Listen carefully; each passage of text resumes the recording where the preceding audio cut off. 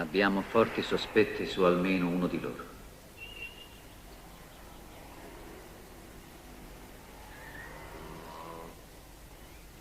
E allora? Mi state prendendo in giro?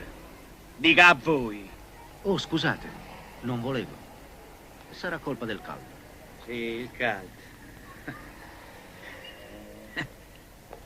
Sembrava che avesse visto un fantasma. Padrone! Uè, sentite un poco. C'è un'officina qua vicino. A 500 metri da quella parte. Tutta a me. Tutta a me, mannaggia. Vabbè, grazie. Se lei vuole, posso aiutarla io. No, non c'è niente da fare, non c'è niente da fare.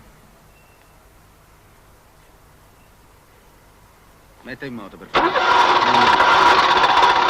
In modo, è un'ora che ci provo qua io. Aspetti un momento. Sì. Rimetta in moto.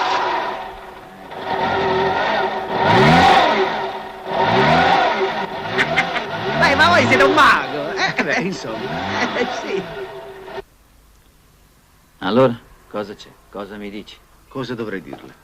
Tutte queste foto tu le hai già vedute e non ti hanno ricordato niente. Ora, tutto a un tratto. Aveva detto di avere dei sospetti su questa gente. Quel Moro lo chiamano riccio, spende molto e non ha fonti di reddito.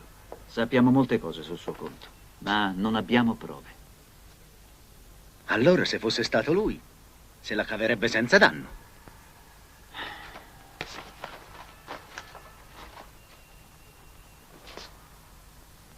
Che cosa sai? Niente. Vorrei sapere. Questo è compito nostro. Sapere è mio diritto. È figlio mio quello.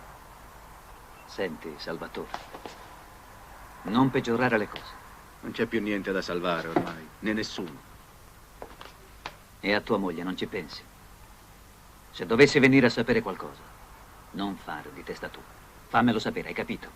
Sì, come no. Ci vediamo.